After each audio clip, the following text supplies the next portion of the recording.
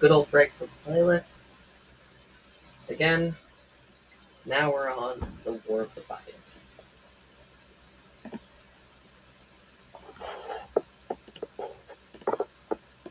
Hey, you. Yeah, you. New merch available now, including a supremely uncool t-shirt and a glorious new character pin. Link in the description down below. Alright folks, gather around. I've got some good news and some bad news. Did you say good news and glad news? No, I said good news and bad news. Very bad news. Word on the street is there's going to be a horrible plague coming in from Central Asia in the next couple of decades that'll wipe out half of Europe. What's the good news? Do you have a cure? Please say you have a cure. No.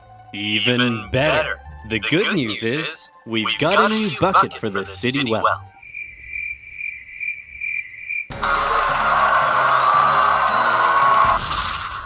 The War of the Bucket. To understand the War of the Bucket, we first need to talk about this guy. He's the man with the plan, the host with the most. He's holy, lowly, he eats ravioli, with the white cassock, matching Pellegrino, and the most tasteful of fringed faces. Come on, y'all know who I'm talking about. It's the Pope, the head of the largest religious organization in the world. But what if I told you he wasn't always the big bad boy powerhouse he's often thought as today? That's right, throughout history, the papacy often found itself forced to wrestle against adversity and opposition to retain its authority. The earliest popes, for example, suffered under the brutal persecution of the Roman Empire, and many ended up martyred, such as Pope Clement I, who was ostensibly thrown into the sea with an anchor around his neck. On the bright side, however, he's now the patron saint of fishermen. After persecution finally ended, the Pope still found himself being heavily controlled by secular kings and nobility. For over 2 centuries, the Byzantine emperor basically decided who could become Pope. Then came a real low point, during what has been called the Dark Age, a period where noblewomen controlled the Pope through, how should I put this? Feminine charm. It was around here that one infamous Pope, John XII, took office. This bad boy would hold, how should I put this? Naughty no clothes parties in the Lateran Palace, and apparently this would even happen. Come on, Zeus, give me a 6. Did I say Zeus? I meant Thor. Ra, the Egyptian sun god? Dang it, who is it we worship? Perhaps you should read this, your holiness. In the beginning, God created the heavens and the earth? Wow, this is wild! Pope John XII eventually died exactly how he lived, caught in the act by an irate husband who picked the Pope up and crushed him out the window. The point I'm trying to make here is that often the Pope was a very weak and corruptible figure and was regularly used and controlled by secular leaders as a tool to increase their own power and influence. And there was certainly an element of that in the year 800, when the Pope and the Kingdom of the Franks were good BFFs, and King of the Franks, Charlemagne, was like, hey man, being King of the Franks is nice and all, but I want more legitimacy, and also to become the continuation of the Roman Empire. So what say in return for my protection, you crown me Emperor so everyone will respect me more. Sure thing, pal. We'll hold the ceremony tomorrow. Charlemagne, King of the Franks, I hereby crown you Emperor of the West. Oh my goodness. I was not expecting this at all. What a surprise. I simply cannot accept. Oh, okay then. I guess I'll just put this back over here. Give me that crown! Charlemagne's crowning as emperor was certainly an historic moment, but it also created a bit of an interesting problem. It set the precedent that from here on out, only the Pope could crown an emperor, but the Pope was also very much under the influence and control of Charlemagne. So who really held the power here? The Pope or the emperor? I'm sure that this conflict won't cause anyone to die. Bishop of Friesen, we want to thank you once again for visiting our wonderful city. It's been an honor. The pleasure is all mine, and what a wonderful tour it's been. I've seen the city walls, I've seen the towers, nothing could top that. Oh, couldn't it? Because we saved the best for last. Ta-da! Yes, that's very interesting. Isn't it the greatest thing you've ever seen? Well, I mean, it is just a bucket. Get him out of here! Over time, Charlemagne's position as emperor and the kingdom of the Franks gradually evolved into the Holy Roman Empire, and by now, the Pope and the emperor weren't such good friends anymore, since neither could agree on who was the boss of who. To make matters worse, the emperor had taken to investing his own bishops and abbots. What does that mean? Well, allow me to explain. The problem for the Holy Roman Emperor was his empire wasn't really an empire so much as a nightmarish federation made up of hundreds of counties, duchies, bishoprics, and more. The princes in charge of these local regions often didn't give the emperor their loyalty. The German nobility spent a lot of their time rebelling against the emperor, and the emperor spent a lot of his time trying to put down those rebellions. Can we get rid of them? Who? All the nobility. Get rid of them and pick new ones who are loyal to me. You can't just remove noble families from their territory. Please? Oh, okay. How about this? Some of those territories are ruled by bishops and abbots, and as Holy Roman Emperor, considered by many to be the deputy of Jesus Christ himself, perhaps you can choose who gets to become bishop and abbot. Yay! Now it's time to turn out the lights and go to sleep. Okay, I love you. Okay, good night. Say it back. And so it was. The emperor invested his own family and loyal followers into powerful church positions, and thereby was able to increase his own power and authority. Not only that, but the emperor and other nobility were also engaging in something called simony. That's when someone would come along and say, hey, I want to become a bishop and get all the personal riches that come with the position. Perhaps we could come to some kind of arrangement. That's right. Church positions were actually being sold to the highest bidder. And let me tell you, they probably didn't come cheap. It's going to cost you a lot more than this. I don't think so. I've got a promo code. And speaking of promo codes, do you like free money? I know I do. I really like it. And that's why I use Honey. Honey is a free browser /oversimplified. That's joinhoney.com/oversimplified. And as always, by using my links, you'll be supporting my channel. So thank you. Now where were we? Oh yeah. Investing bishops and abbots, selling church positions, authority, and power. Wait a minute. This is depravity. The purpose of the church isn't for him to increase his own authority and power. It's for me to increase my own authority and power. What about Jesus, Your Holiness? What? I thought the purpose of the church was to spread the good message of Jesus Christ. How drunk are you? Very. Alright, the results for the election of Chief Magistrate are in. Giovanni Cablani, 1%. Spaghetti Jeff, 2%. And the bucket, 1,000,000,000,000%. Around the year 1050, a series of reformist popes came along, and they said enough was enough. They wanted to stop the emperor from abusing the church and investing his own church officials. How are you going to stop me so long as I have control over who becomes pope? Remember the circular power division? If you try to stop me, I'll just depose you and pick someone else. Oh no, I've contracted tuberculosis. And just like that, the emperor was dead. His 6-year-old son, Henry IV, took over. And as we all know, child emperors equal opportunity. The church had an opening to take back control of the papacy. Hey man, I hope you don't mind, but we're changing the rules so that only the church cardinals can elect the pope, and you no longer have any say in the matter. You know, if that's cool with you. I peed my pants. Okay, great talk. Then, with the position of the Pope a little more secure, he held a big meeting where he drew up a big list of all the reforms and new powers he was giving himself. And it included some pretty gnarly stuff. Okay, first, I have the power to depose emperors. Everyone cool with that? Yeah? Let's see. Only I can depose or reinstate bishops. Yeah? Alright, no one can judge me. All princes shall only kiss my feet. Only my name shall be spoken in the churches. My name is the only name in the world. Okay, I think you're done. These were all some pretty radical powers the Pope was giving himself. And with these reforms, the Pope was basically telling the Emperor, you no longer have the right to choose your own bishops and abbots. Only I can do that. When the Emperor, now a full-grown man, heard the news, he was furious. What? This is madness! Who does this guy think he is? I'm the Emperor, for goodness sake. He can't tell me what to do. I'll invest my own bishops and abbots if I want to, and this rapscallion can go right to heck! I peed my pants again! The whole conflict escalated when Henry IV went to the Pope and said, hey, guess what, sucker? You're deposed. Wait a minute. I'm the Pope. You can't depose me. You're deposed. Wait a minute. I'm the Emperor. You can't depose me. You're deposed. Wait a minute. Eventually, the German princes took advantage of the situation, and they all turned against Henry. Henry was forced to apologize to the Pope, and the whole thing ended there. Except it didn't. The whole conflict, known today as the investiture controversy, would continue on for centuries as popes and emperors engaged in a power struggle over the emperor choosing his own church officials. The overall result of this conflict is very intricate and full of complexities, but in general, the Pope was able to increase his authority. Great news, Your Holiness! Your influence is on the rise throughout civilized Europe, except for this one city in northern Italy. Really? What's going on there?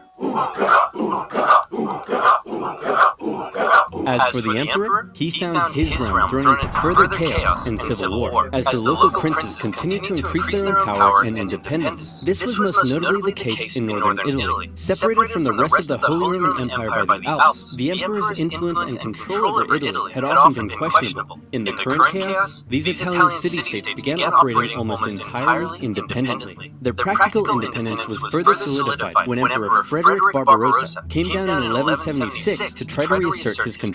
The cities formed an alliance, and with the Pope's support, they kicked the emperor right back to Germany. Hooray, said the Italian city-states. We did it! We're the best of friends.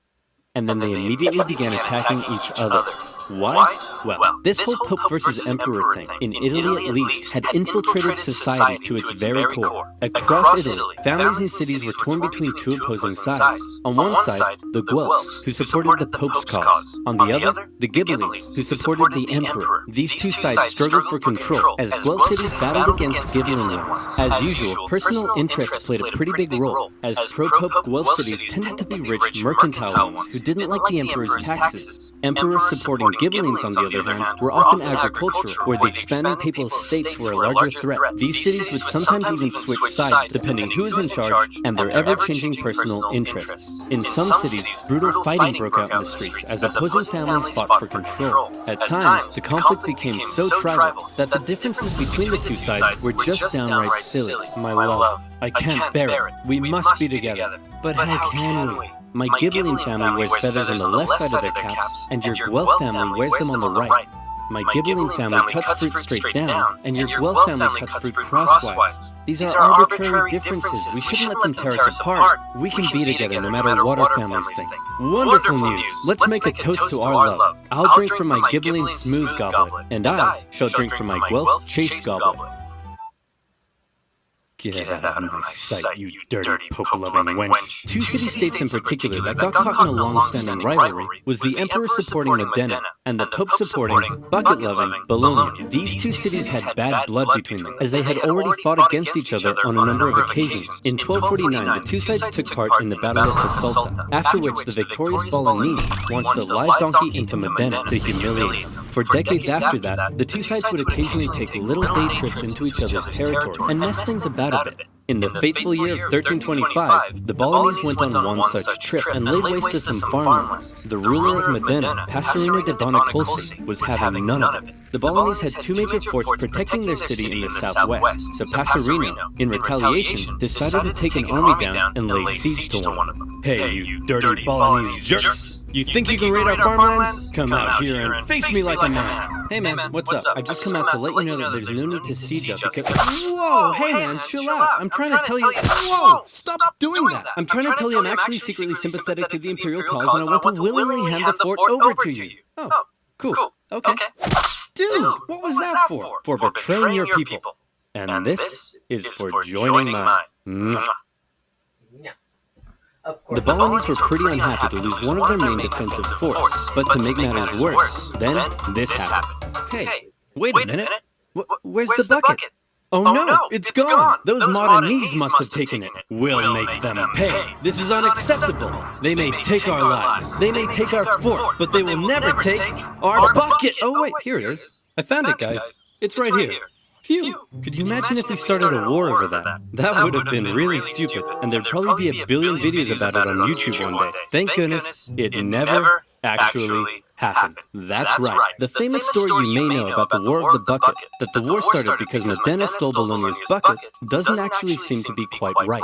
I was surprised to find that the bucket was likely not actually stolen at the start of the war. And at this point, I want to thank and give a big shout out to fellow history YouTuber M. Laser. He's the one guy I found who actually translated a fantastic original Italian source, and then kindly allowed me to use his work in my own research. He does really well researched and in-depth videos, and definitely deserves way more subscribers, so please please head on over and check him out. The real reason Bologna seems to have declared war on Modena is simply that they both hated each other, supported opposing factions, the Pope had called on Guelph cities to attack Passerino, and Bologna wanted its fort back, and they were gonna get it back. Bologna had a large force, much larger than what Modena could muster up, so they felt pretty confident. They sent half their force to lay siege and take back the fort, and the other half took defensive positions to prevent the Modenese from crossing the river. The smaller Modenese force were struggling to find a place to cross, so one night they were like, "Hey guys, look out, we're attacking way up here in the north, better move your troops." Oh, would you look at that?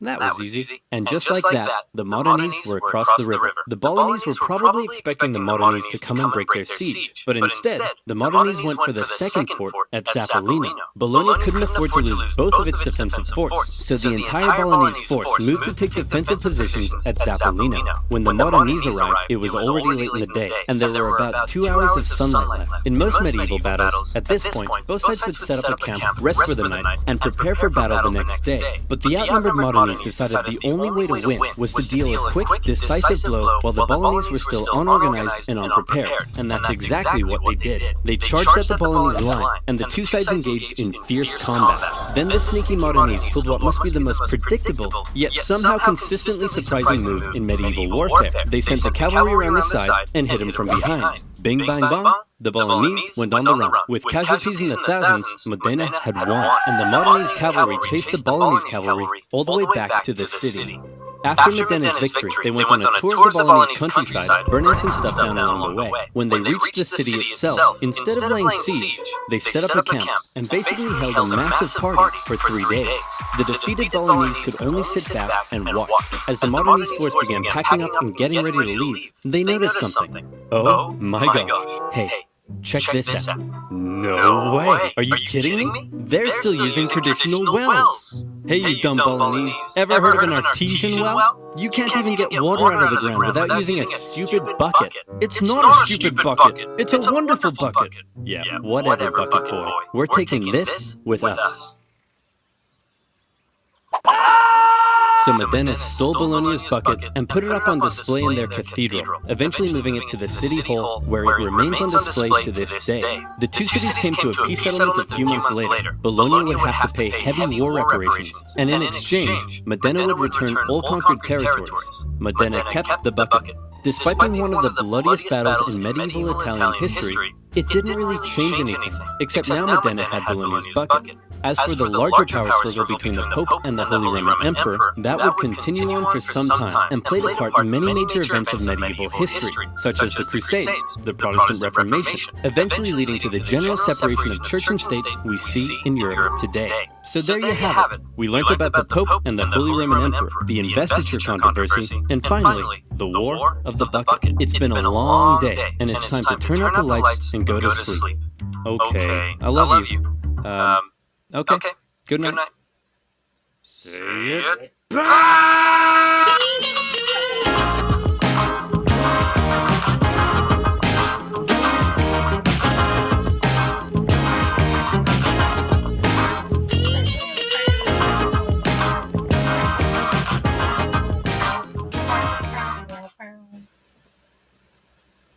This is just something I need to test out and look up first.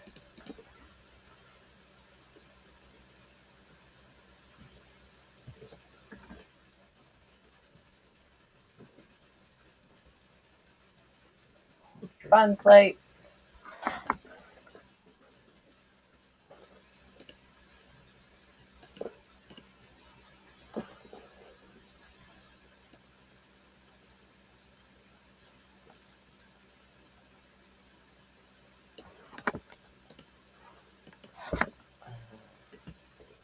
Bologna.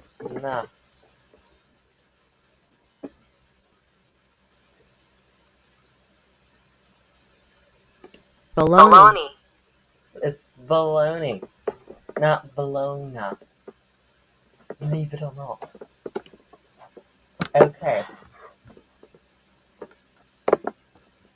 That's it for now.